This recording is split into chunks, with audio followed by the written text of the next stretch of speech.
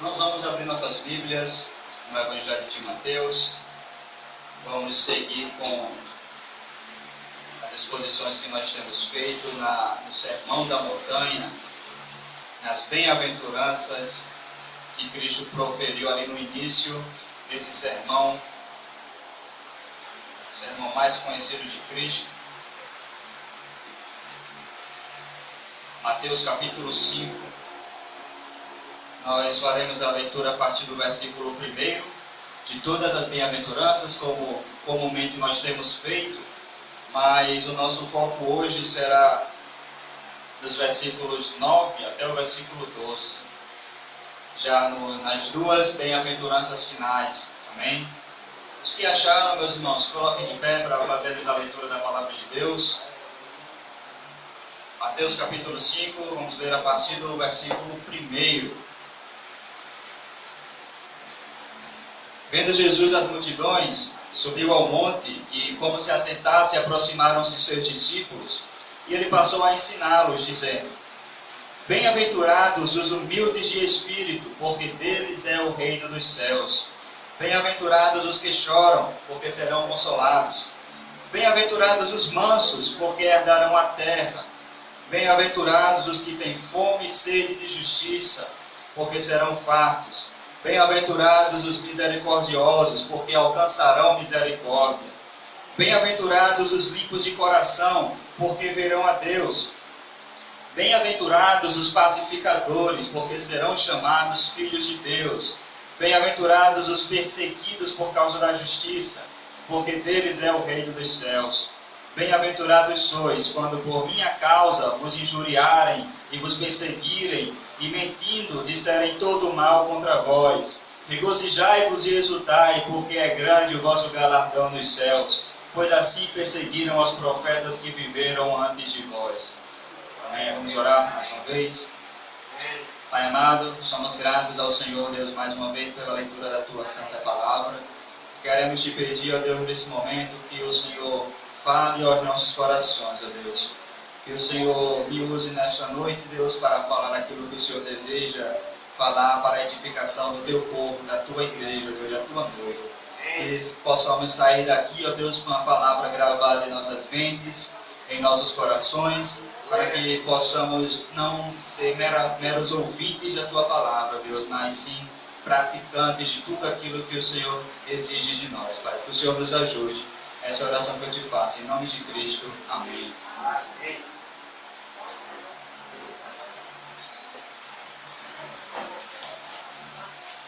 Meus irmãos, a exposição dessa noite se dará nos versículos 9, a partir do verso 9 até o versículo 12, para nós finalizarmos essa primeira parte do Sermão da Montanha, que trata das bem-aventuranças. Nós já vimos aqui 6 bem-aventuranças de Cristo, e nesta noite nós veremos as 2 últimas bem-aventuranças. Certo, meus irmãos? O versículo 9 diz o seguinte: Bem-aventurados os pacificadores, porque serão chamados filhos de Deus. Essa bem-aventurança, ela trata da paz. E a história da redenção é uma história de paz, mas é uma história da paz que foi perdida lá no Éden, com Adão e Eva, depois de eles terem pecado contra o Senhor, terem desobedecido a sua ordem, terem desobedecido ao seu mandamento. Eles perderam a paz com Deus, eles foram separados de Deus. Mas a paz, ela foi reconquistada na cruz do Calvário por Cristo. Como nós lemos na leitura de hoje, de 2 Coríntios 5, Deus estava em Cristo reconciliando consigo o mundo. Então a paz foi reconquistada por Cristo lá na cruz do Calvário. E ela será plenamente estabelecida na eternidade. Quando o Senhor Jesus retornar e vier em glória, a paz ela será plenamente restabelecida. Mas aí vem uma pergunta: por que o mundo não experimenta a paz? Se Cristo pregava sobre a paz, se Cristo reconquistou a paz lá na cruz do Calvário, por que o mundo não está experimentando essa paz? Meus irmãos, o grande problema da humanidade é que o homem está em guerra com Deus. E a partir desse problema surgem todos os outros problemas da humanidade. Mas o principal a raiz de todos os problemas é o pecado. É a rebelião do homem contra o Criador, contra o Deus Todo-Poderoso. Enquanto Deus da paz não reinar no coração do homem, nos corações da humanidade, haverá guerras e mais guerras neste mundo. Então o problema da humanidade, o problema do homem, é justamente a sua rebelião contra Deus. É como está em guerra com Deus. E aí, nós precisamos fazer aqui uma definição e olhar para o que a Bíblia fala, para o que a Bíblia chama do que é a paz. A verdadeira paz. O que é paz? A definição mais comum de paz que existe no meio das pessoas é que a paz é simplesmente a ausência de conflitos. Quando não existe nenhum tipo de conflito, aí existe paz. Interessante é que o pregador, o pastor John MacArthur, ele vai falar o seguinte, que no cemitério seria uma mostra de paz, se a ausência de conflitos fosse paz de fato. Mas ninguém quer essa paz do cemitério. Ali não existe nenhum conflito. Mas isso não é a paz verdadeira, não é uma paz genuína, não é a paz que Cristo oferece para cada um de nós. Segundo as Escrituras, a paz não é a ausência de alguma coisa, mas, na verdade, a presença de tudo o que é abençoado. Nós cantamos aqui, nesta paz que eu sinto em minha alma, não é quando tudo me vai bem. Esta paz que eu sinto em minha alma é porque eu amo o meu Senhor. E a música prossegue dizendo assim, eu não olho para as circunstâncias, eu olho o seu amor, não me guio por vista, alegre estou por isso. Então a paz ela não é simplesmente a ausência de alguma coisa, mas é a presença de Cristo em nossos corações. É por isso que nós sentimos e podemos experimentar a paz verdadeira, ainda que os conflitos possam existir em nossa vida, ainda que os conflitos existam ao redor no nosso mundo. Quando dois judeus se encontravam, ou se encontram ainda, a saudação entre eles é Shalom. E o que eles querem dizer com isso? Eles não querem dizer que, com isso, que você não tenha mais guerras. Não é isso que ele está dizendo. Porque Shalom significa paz. Mas ele não quer dizer, que você não tenha mais guerras. Na verdade, quando ele diz Shalom, ele diz o seguinte, que você possa desfrutar da plena satisfação, da calma e da tranquilidade que existe em nosso Deus. Esse é o significado de Shalom, quando nós cumprimentamos, quando os judeus se cumprimentam com Shalom. E a paz, ela não é meramente uma trégua. Porque a trégua é, na verdade, apenas uma pausa no conflito que existe entre duas partes. Nós podemos pegar o exemplo da Coreia do Norte e da Coreia do Sul. Será que nós podemos dizer que entre essas duas Coreias existe paz? Na verdade, o que existe é uma grande trégua ali. Mas a qualquer momento ali, a guerra pode voltar à tona. Apenas uma grande trégua ali. E é isso que significa trégua. Se uma das partes ela abre a boca para falar, a guerra começa. Porque a trégua, ela não busca a resolução dos problemas. A trégua é apenas aquele momento que você diz assim, não, vamos parar, vamos dar um tempo. Vamos dar um tempo aqui. E você para de falar com aquela pessoa. Você não resolveu o problema. Você não resolveu o conflito. Você apenas deu uma trégua. Isso não é paz. Isso não é paz, isso é apenas uma trégua. Esse tipo de paz, na verdade, é uma falsa paz. Porque a verdade está sendo sacrificada, está havendo uma fuga do confronto. Mas a paz que a Bíblia nos oferece, a paz que a Bíblia mostra, ela confronta o pecado. Ela vence o conflito. E aí sim ela produz uma verdadeira paz em nosso coração. Hebreus capítulo 12, versículo 14 diz o seguinte: segui a paz com todos e a santificação, sem a qual ninguém verá a Deus. Ou seja, os dois têm que caminhar juntos, tanto a paz quanto a santificação. Seguir a paz com todos e a santificação. Ou seja, não pode haver paz verdadeira se não há resolução dos conflitos. Não pode haver paz verdadeira se a verdade está sendo sacrificada.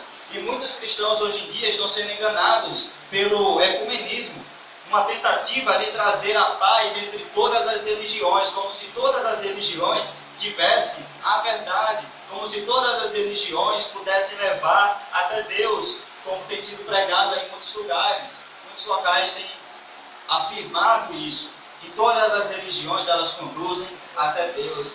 Isso é uma mentira. Isso é uma mentira.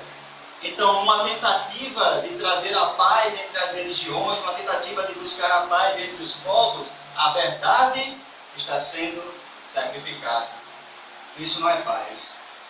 Isso, na verdade, é uma falsa paz. As pessoas estão produzindo uma falsa segurança para as pessoas ao afirmar que elas podem permanecer em seus pecados, que elas podem permanecer em suas falsas religiões e que não haverá nenhum problema no final dos tempos. Mateus 10, 34, quando nós falamos sobre paz, muitas vezes nós podemos lembrar desse versículo de Mateus capítulo 10, versículo 34. Vamos abrir nossas Bíblias rapidamente no capítulo 10 de Mateus. Vamos ler o verso 34.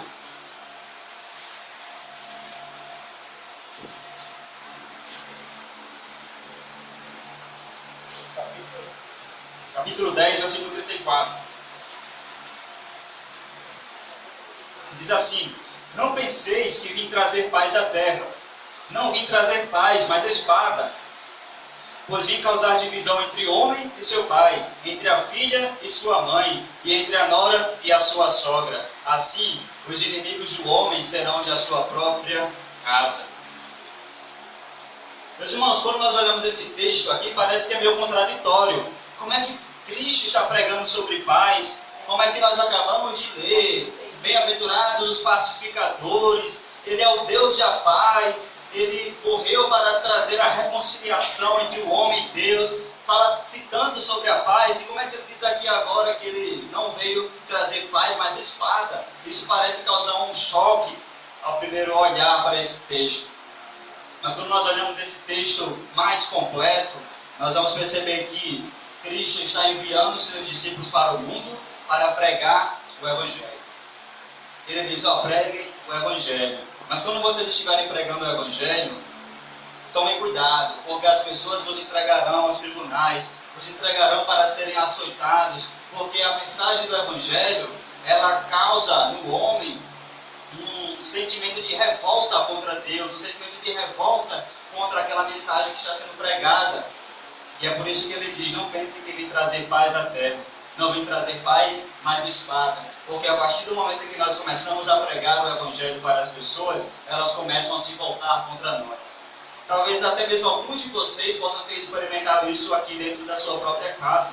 Como diz no versículo 36. Assim os inimigos do homem serão da sua própria casa.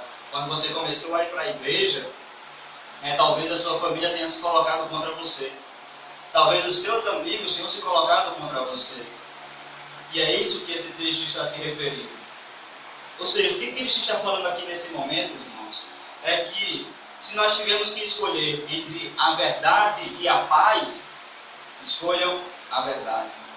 Porque sem a verdade, não há como ter uma verdadeira e genuína paz.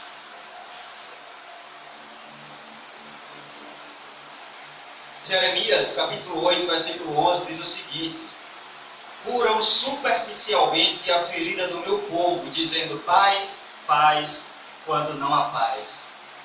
Então Deus está, por meio de Jeremias, trazendo a exortação para falsos profetas de aquele tempo, que estavam afirmando para o povo paz, estavam proclamando paz para as pessoas, estavam criando uma falsa segurança nas pessoas, dizendo que estava tudo tranquilo, que eles não tinham do que se preocupar, que eles poderiam viver em seus pecados, porque ali eles estavam em paz com Deus, mas na verdade não havia paz.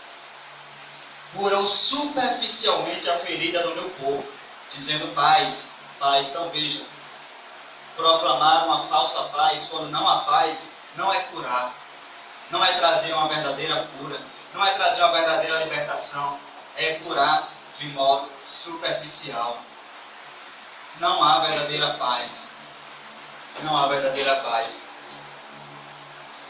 Aqueles profetas, na verdade, estavam trazendo destruição para as pessoas. E, meus irmãos, para que nós possamos entender de uma maneira melhor, imagine a seguinte situação, que vocês vão ao médico para fazer alguns exames de rotina, e esse médico faz alguns exames com você, e quando esse resultado do exame sai, aquele médico olha para o seu exame e percebe que você tem uma doença que é muito grave, e que essa doença vai causar a sua morte se ela não for tratada muito logo. Mas aquele médico tem um remédio que pode trazer a solução para a sua doença. Ele tem a solução para a sua doença. Então isso é bom. Isso é bom. Mas o que é que o médico faz? Quando ele chega diante de você, para que você não se entristeça, ele diz o seguinte: você não tem nada, você está bem, pode ir para casa. E você sai do consultório médico alegre. Pô, está tudo bem com minha saúde, graças a Deus estou bem, estou com saúde, eu tenho vida. Mas com um pouco de tempo, a morte chega, porque você tinha uma doença e aquele médico não informou da doença. A atitude do médico foi correta? O médico sabia da doença que você tinha e tinha o remédio para curar a sua doença, mas ele não alertou você disso. Da mesma forma são os cristãos, meus irmãos. Nós temos a solução para o problema da humanidade, que é o pecado. Nós temos a solução em nossas mãos. Ela está aqui. Mas o que é que muitos têm feito? Muitos têm olhado para as pessoas em pecado e têm dito assim: não, está tudo bem, você pode viver desse jeito, que Deus lhe ama do jeito que você é. E nós, quando afirmamos isso, temos conduzido essas pessoas ao inferno.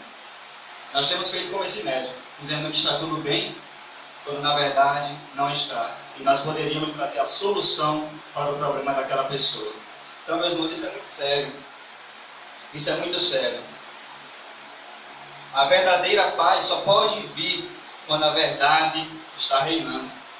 Paulo disse aos Romanos, capítulo 12, versículo 18: se possível, no que depender de vocês, vivam em paz com todas as pessoas. O que é que Paulo está falando aqui? Se possível, no que depender de nós devemos viver em paz com todas as pessoas. Mas nem sempre será possível estabelecer a paz com todas as pessoas, justamente porque as pessoas não querem aceitar a verdade do Evangelho. Justamente porque as pessoas não querem se submeter ao Deus que nós servimos. E a paz que a Bíblia apresenta, para que nós cheguemos a uma definição de paz, é principalmente um estado de harmonia com Deus, depois consigo mesmo e com as outras pessoas. E aí nós entramos na pergunta: o que é ser um pacificador? A bem-aventurança de Cristo é: bem-aventurados os pacificadores. E o que é um pacificador? Um pacificador é aquele que já foi reconciliado com Deus. Em Romanos capítulo 5, versículo 21, Paulo diz: justificados, pois, mediante a fé, temos paz com Deus por meio do nosso Senhor Jesus Cristo. Meus irmãos, Paulo também vai escrever aos Efésios, capítulo 2, dizendo o seguinte: que nós éramos, por natureza, filhos da ira. Por natureza. Nós já nascemos merecedores da ira por causa da nossa natureza pecaminosa. Mas Paulo também escreve dizendo que nós fomos reconciliados com Deus e agora nós temos paz por meio do nosso Senhor Jesus Cristo. Meus irmãos, isso é motivo para nós nos alegrarmos o nosso coração por sabermos que aquele problema que existia entre nós e Deus foi resolvido por Cristo na cruz do Calvário. Nós estávamos em guerra com Deus por causa do nosso pecado, mas Ele nos reconciliou e nos trouxe a paz. Hoje nós temos paz com Deus. E pelo fato de nós agora termos paz com Deus, Ele nos convoca para sermos agentes dessa paz, para sermos mensageiros dessa paz, para sermos pacificadores, para que essa paz que nos alcançou também alcance as pessoas que estão nesse mundo. E, em primeiro lugar, um pacificador ele busca trazer reconciliação entre os irmãos. O pacificador ele não vai procurar trazer contenda entre os irmãos, pelo contrário, ele busca trazer a paz, a reconciliação entre os seus irmãos. 2 Timóteo 2,4 diz assim: e ao servo do Senhor não convém contender, mas sim ser manso para com todos, apto para ensinar, sofredor. Meus irmãos, tem sempre dentro da igreja aquele irmão que chega no outro e começa a criar algum tipo de contenda, né? Chega para o irmão, como quem não quer nada, e diz assim: rapaz, eu vi fulano ali falando mal de tu, fulano ali estava falando isso, falando aquilo, rapaz, fosse comigo, não deixava não. E começa a trazer a contenda dentro da igreja, em vez de trazer a reconciliação, de tentar buscar trazer a paz entre os irmãos, não, está tentando trazer divisão. Mas, meus irmãos, nós não somos chamados para trazer contenda entre os irmãos. Nós somos chamados para trazer a paz, a reconciliação. Amém? Amém. E o principal modo, meus irmãos, como nós devemos ser pacificadores, é anunciando o Evangelho de Cristo aos perdidos. Esse é o principal modo de nós exercermos, de fato, essa função de pacificadores que o Senhor nos delegou a cada um de nós. Como nós lemos em 2 Coríntios 5, 18 e 20, eu vou ler novamente, diz assim: ora, tudo isso provém de Deus, que nos reconciliou consigo mesmo por meio de Cristo, e nos deu o ministério da reconciliação, a saber, que Deus estava em Cristo reconciliando consigo o mundo, não levando em conta os pecados dos seres humanos, e nos confiando a palavra da reconciliação. Portanto, somos embaixadores em nome de Cristo, como se Deus exortasse por meio de nós. Em nome de Cristo, pois, pedimos que vocês se reconciliem com Deus.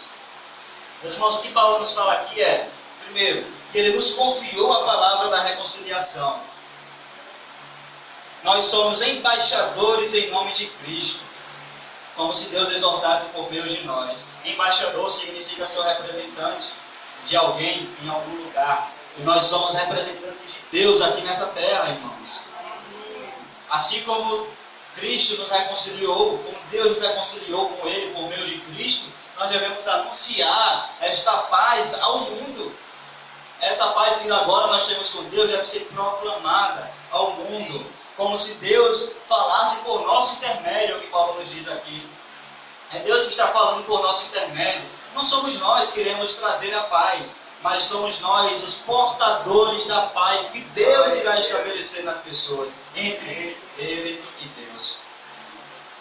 E nós devemos rogar para as pessoas, pedir para as pessoas se reconciliem com Deus e voltem para Deus, olhem para Deus para que sejam salvos. E meus irmãos, é muito comum na igreja nós acharmos que esse papel é apenas um papel daquele que está aqui no púlpito, né? Do pregador, do missionário, do pastor da igreja, dos diáconos talvez, né?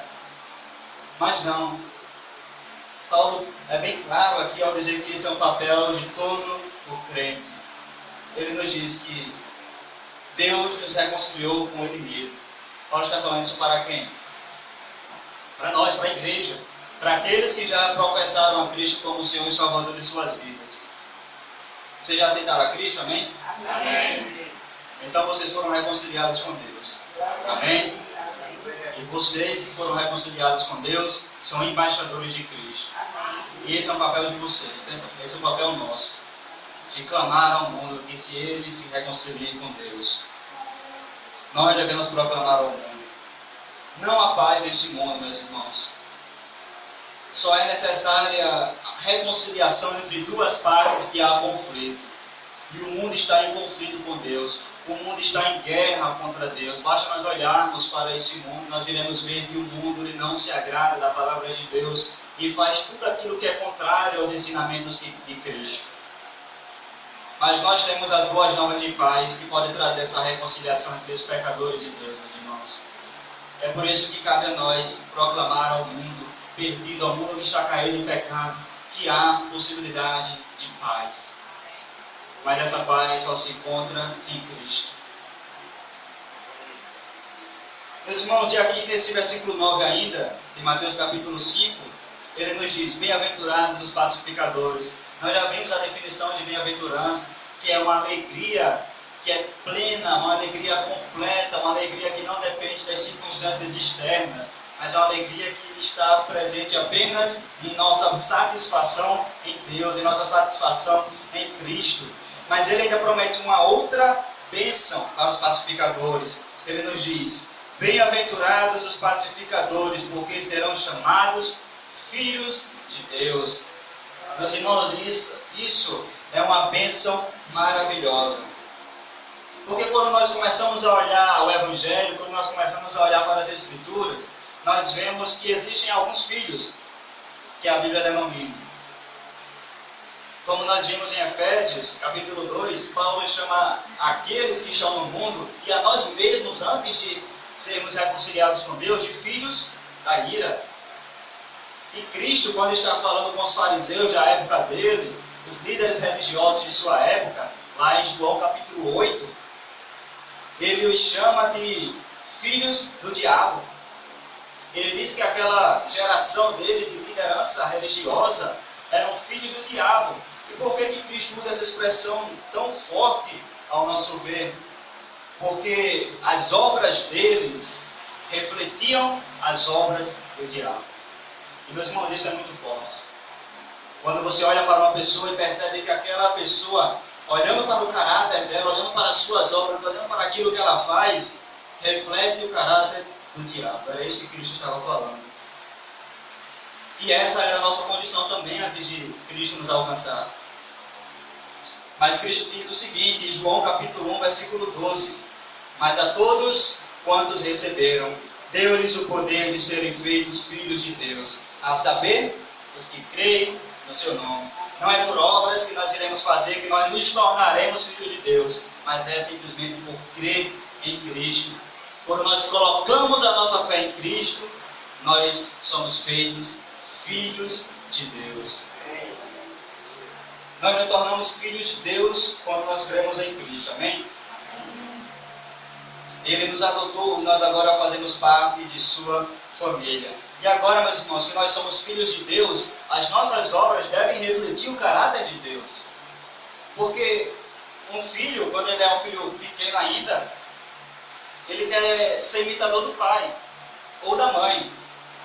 Aí você vê, ele vai fazendo, vai criando aqueles trejeitos, vai colocando o sapato do pai, o sapato da mãe, a roupa do pai, a roupa da mãe, e vai querendo imitar o andar do seu pai. Até quando cresce também, muitas vezes, eles ainda se espelham muito em seus pais, eles querem ser como os seus pais. Eles refletem o caráter de seu pai. Não só o caráter, mas também a sua aparência, né? E assim deve ser cada um de nós, irmãos. O nosso caráter deve refletir o caráter do nosso Pai. Ele nos diz que devemos ser santos como Ele é santo. Isso é algo natural, irmãos. Isso é algo natural. A partir do momento que nós colocamos a nossa fé em Cristo, que nós começamos a caminhar intimamente com Deus, nós estamos sendo transformados dia após dia para termos o caráter do nosso Senhor. E é por isso, meus irmãos, que as pessoas olharão para nós e nos reconhecerão como verdadeiros filhos de Deus, como ele diz no versículo 9: bem-aventurados os pacificadores, porque serão chamados filhos de Deus. As pessoas olharão e verão o caráter de Deus em nossas vidas. Romanos capítulo 8, versículo 29 diz assim: porque os que dantes conheceu, também os predestinou para serem conformes à imagem de seu Filho, a fim de que ele seja o primogênito entre muitos irmãos. Meus irmãos, o propósito de Deus ao nos adotar como filho é para que sejamos parecidos com seu Filho Jesus Cristo. É o que Paulo diz aqui. Também os predestinou para serem conformes à imagem de seu Filho. Nós vamos nos conformando, criando forma para sermos cada vez mais parecidos com Cristo. A forma é Jesus Cristo. Nós temos que entrar nessa forma para nos parecermos cada vez mais com Ele. E as bem-aventuranças, elas trazem o caráter de Cristo. As bem-aventuranças são o caráter de Cristo que nós devemos aprender com Ele, sermos imitadores dele. Cristo é humilde de espírito. Cristo chorava não pelos seus pecados, como nós devemos chorar, mas Cristo chorava assim pelo pecado do mundo. Cristo era manso e humilde de coração. Cristo era misericordioso, Cristo tinha pureza em seu coração, Cristo se alimentava da palavra de Deus. Então, essas características que nós lemos durante esse período em que nós estamos examinando as bem-aventuranças, são características do caráter de Cristo que devem ser passadas para nós. E nós, como cidadãos do reino, devemos nos esforçar para desenvolver essas características. Porque as bem-aventuranças, o Sermão da Montanha, está iniciando ali está iniciando a pregação a respeito do reino de Cristo. Que as pessoas, os judeus, tanto aguardavam a chegada do reino.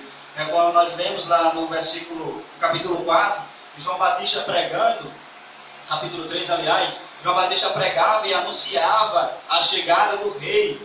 Ele era o arauto do rei, ele veio preparar o caminho para a chegada do rei. Ele conclamava as pessoas a se arrependerem, porque o reino de Deus estava próximo. E quando Cristo iniciou seu ministério, começou a pregar aqui na terra, ele começou a anunciar uma mensagem parecida com a de João Batista, mas com um detalhe. Ele dizia, se arrependam dos seus pecados, porque é chegado o reino dos céus. O reino chegou a partir do momento em que Cristo chegou aqui nessa terra. E, meus irmãos, como cidadãos do reino, nós devemos nos esforçar para desenvolver essas características. Porque essas características que nós temos acompanhado são características de aqueles que pertencem ao reino de Cristo. Romanos capítulo 8, versículo 17 diz assim: e se nós, como filhos, somos herdeiros, e se nós, como filhos, somos logo herdeiros também, herdeiros de Deus e co-herdeiros de Cristo. Então, o que Paulo nos diz é que nós somos filhos de Deus, então nós temos o direito de receber a herança que está prometida aos filhos, e essa herança é o reino dos céus.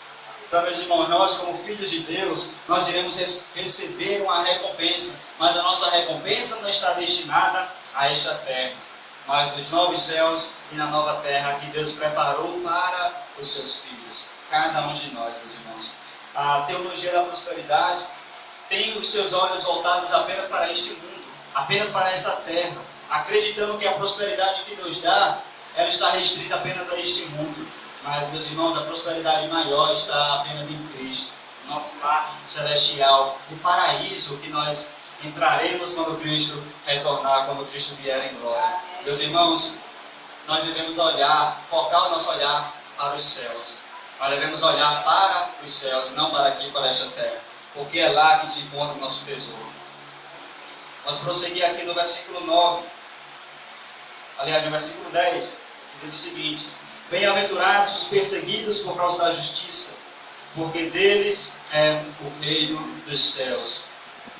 Meus irmãos, quando o cristão começa a desenvolver as características que nós estamos apresentando aqui nas bem-aventuranças, a consequência de todas essas características, de todas essas bem-aventuranças é a perseguição que nós iremos enfrentar.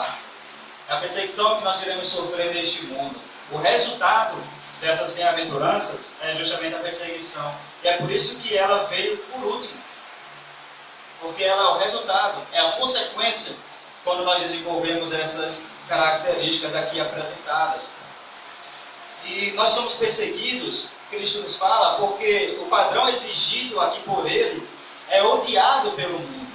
É odiado pelo mundo. A última bem-aventurança, que está aqui no versículo 10 em diante, ela nos fala a respeito daqueles que são perseguidos, que estão sofrendo por causa de Cristo. Os versículos 11 e 12 não trata de uma nova bem-aventurança, mas na verdade Cristo vai explicar de maneira mais detalhada qual o tipo de perseguição que nós, por sermos cristãos, iremos enfrentar. Mas aí nós temos que fazer uma pergunta, né? Porque o verso 10 diz o seguinte: bem-aventurados os perseguidos por causa da justiça. E aí nós temos que nos perguntar: que tipo de justiça é essa?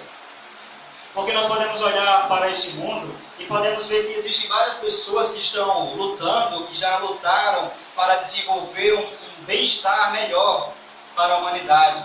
E pode ser que essas pessoas estejam sofrendo por causa disso, dessas lutas que elas estão enfrentando. Mas não é esse tipo de perseguição que Cristo está tratando. Não é esse tipo de justiça que Cristo está se referindo. A justiça aqui tratada é a mesma justiça que nós vimos no versículo 6, né? Bem-aventurados os que têm fome e sede de justiça. É esse tipo de justiça que Cristo está tratando. A justiça de Deus é a verdadeira justiça, é a justiça que Deus exige em sua palavra.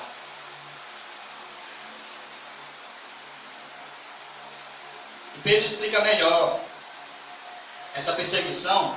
Ele diz o seguinte, em 1 Pedro, capítulo 4, se algum de vocês sofre, que não seja como assassino, ladrão, criminoso, ou como quem se intromete em negócios alheios. Contudo, se sofre como cristão, não se envergonhe, mas glorifique a Deus por meio desse nome. Então o que Pedro nos fala é que a bem-aventurança de Cristo se destina aos que sofrem por causa de Cristo, porque fazem a vontade de Cristo. Ele não diz assim, vocês vão sofrer por fazer aquilo que é mal. Se vocês sofrem, que não sejam como assassino, ladrão, criminoso. Porque se vocês estão sofrendo por causa disso, a punição é justa. O sofrimento é justo. Mas se vocês estão sofrendo por fazerem a vontade de Deus, não se envergonhem por causa disso. Mas glorifique a Deus por causa disso. Meus irmãos, pastores já sofreram, já foram denunciados por se recusarem a casar homossexuais. Isso acontece com muita frequência, principalmente em alguns outros países. Isso começa a acontecer já também aqui no Brasil, né? Nós já vimos algum tipo de relatos desse tipo. Cristãos já perderam empregos por se recusarem a fazer algo que vai de encontro à palavra de Deus. E existe até um caso um pouco mais recente também de um médico argentino que foi condenado porque ele se recusou a realizar um aborto. Então, meus irmãos, esse tipo de situação irá acontecer quando nós nos colocamos para fazer a vontade de Deus. Bem-aventurados os perseguidos por causa da justiça, ou seja, daqueles que não abrem mão da verdade, daqueles que caminham com Cristo, daqueles que fazem a vontade de Deus, não importa as consequências que irão sofrer por causa disso. E embora nós não passemos por uma perseguição tão severa quanto nossos irmãos do primeiro século passaram, ou nossos irmãos que estão em outros países perseguidos estão passando, em algum sentido, nós também, em algum nível, nós também passaremos por algum tipo de perseguição. Porque o mundo odeia a mensagem que nós carregamos, irmãos. O mundo odeia essa mensagem, o mundo odeia o Evangelho, o mundo odeia os padrões exigidos por Cristo. E é por isso que eles nos perseguem. O versículo 11 já esclarece um pouco mais esse tipo de perseguição. Cristo diz, bem-aventurados sois, quando por minha causa vos injuriarem, ou seja, disserem palavras torpes contra vocês, vos perseguirem e mentindo disserem todo mal contra vós. Mas, meus irmãos, quando isso acontecer, nós não devemos nos entristecer, nós não devemos baixar a nossa cabeça. Cristo nos diz, regozijai-vos e exultai, não por causa da perseguição, mas por sabermos que nós estamos fazendo a vontade de Deus e por isso estamos sofrendo algum tipo de perseguição. Meus irmãos, Cristo tinha todas as características que nós apresentamos aqui nessas bem-aventuranças. Mas qual foi o resultado disso? As pessoas da época de Jesus odiaram a sua mensagem, odiaram a sua pregação e o mataram. Ele alertou aos seus discípulos lá em João capítulo 15, versículo 18, o seguinte: se o mundo os odeia, tenham em mente que antes odiou a mim. Se vocês pertencessem ao mundo, ele os amaria como se fosse dele. Todavia, vocês não são do mundo, mas eu os escolhi, tirando-os do mundo. Por isso, o mundo os odeia. Lembrem-se das palavras que eu lhes disse: nenhum escravo é maior do que o seu senhor. Se me perseguiram, também perseguirão vocês. Então, meus irmãos, quando o mundo lança os seus ataques contra os cristãos, não é contra nós que eles estão fazendo isso, mas por odiarem a Deus, por odiarem a palavra de Deus. Isso é claro, recentemente, este mês, saiu aí o especial de Natal de uma companhia bem famosa que está denegrindo a imagem dos cristãos e falando contra o Evangelho, falando coisas horríveis a respeito do nosso Senhor Jesus Cristo. E muitos cristãos ficaram indignados contra isso. E de fato nós nos indignamos. Mas nós não devemos retribuir a eles da mesma maneira que eles estão fazendo a nós. Muitos cristãos saíram aí com ataques, falando coisas horríveis também a respeito deles. Mas, meus irmãos, isso irá acontecer, é o que nós estamos vendo aqui. Bem-aventurados sois quando por minha causa vos injuriarem, vos perseguirem e mentindo disserem todo mal contra vocês. Isso irá acontecer, meus irmãos. Mas não é por odiarem a nós propriamente falando, mas sim a palavra de Cristo. Eles odeiam a mensagem de Cristo. Eles odeiam a mensagem do Evangelho. Por isso que eles batem tanto nessa tecla. Meus irmãos, nós temos que olhar para a recompensa dessa bem-aventurança. Versículo 12 nos diz: regozijai-vos e exultai, porque é grande o vosso galardão nos céus, pois assim perseguiram os profetas que vieram antes de vós. Meus irmãos, os profetas lá do Antigo Testamento também foram perseguidos. As pessoas não concordaram com a sua mensagem, a mensagem que vinha do próprio Deus. Perseguiram os apóstolos, perseguiram cristãos do primeiro século e ainda perseguem hoje, meus irmãos. Isso irá continuar a acontecer por causa de Cristo. Por causa de Cristo. Mas Cristo nos fala aqui: regozijai-vos e exultai. Mais uma vez eu digo, meus irmãos, nós não devemos nos alegrar por causa do sofrimento que nós estamos tendo, mas sim por causa do que Cristo nos promete no final de todas essas coisas. Essa é a única bem-aventurança que Cristo fala duas vezes: bem-aventurados, bem-aventurados. Porque ele diz: aqueles que são perseguidos por causa do meu nome, aqueles que são perseguidos por causa do Evangelho, aqueles que são perseguidos por causa da mensagem de Cristo, esses são duplamente felizes. Nós devemos nos alegrar, meus irmãos, porque nós temos o Senhor conosco, nós temos o Espírito Santo habitando em nossos corações, e Ele nos fala: porque grande será o vosso galardão nos céus. Meus irmãos, nós não somos desse mundo. Nós não somos desse mundo. Nós somos peregrinos aqui nessa terra. Nós estamos aqui neste mundo apenas de passagem. Irá passar a nossa vida aqui nesta terra, meus irmãos. O nosso olhar, o nosso foco deve estar no céu. Deve estar sempre em Cristo. Não importa o que nós sofreremos nessa vida, porque o que Deus tem reservado para cada um de nós, meus irmãos, é infinitamente maior do que qualquer coisa que nós possamos conquistar aqui nessa terra. É infinitamente maior do que qualquer coisa que nós possamos imaginar, meus irmãos. É por isso que Cristo diz: alegrai-vos e exultai. Que nos alegremos, irmãos, por sermos perseguidos, porque estão surgindo pessoas que estão nos caluniando, pessoas que estão falando coisas horríveis a nosso respeito, porque isso mostra que nós estamos no caminho certo. Isso nos mostra que Cristo está conosco. E no final de tudo, meus irmãos, nós herdaremos o seu reino. Nós estaremos com Ele eternamente nos novos céus e na nova terra. Amém? Vamos orar. Santo Deus, amado Pai, te damos graças, ó Deus. Louvamos ao teu santo nome pela exposição da tua santa palavra. Ó Deus, te pedimos também que o Senhor nos ajude, Pai, a termos essas características que nós lemos aqui durante alguns domingos, Pai, as bem-aventuranças, ó Deus, as características de Cristo, Pai, porque foi para isso que o Senhor nos salvou, foi para isso que o Senhor nos predestinou, para sermos conformes à imagem do seu Filho. Que o Senhor nos ajude, Pai, a moldar a nossa vida, a moldar o nosso caráter, a desenvolver essas características, Deus. Que sejamos cada vez mais parecidos contigo, Deus. Que nós não temamos, ó Deus, as perseguições que virão. Porque pessoas se levantarão contra nós, Pai, por causa da mensagem que nós carregamos. Mas que nós possamos ser verdadeiros pacificadores, Pai. Não possamos ter medo das coisas que virão, mas possamos continuar, Deus, e cada vez mais intensamente proclamar a mensagem de paz a este mundo, para que este mundo se reconcilie com o Senhor, Pai. E que nós possamos nos manter firmes, ó Deus, quando as perseguições vierem, quando os sofrimentos vierem por causa do Teu nome. Nós possamos nos alegrar por sabermos que isso significa que estamos caminhando no caminho certo, Deus.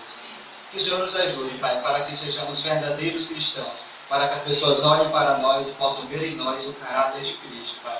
O Senhor nos ajude. Essa oração que eu te faço, em nome de Cristo. Amém.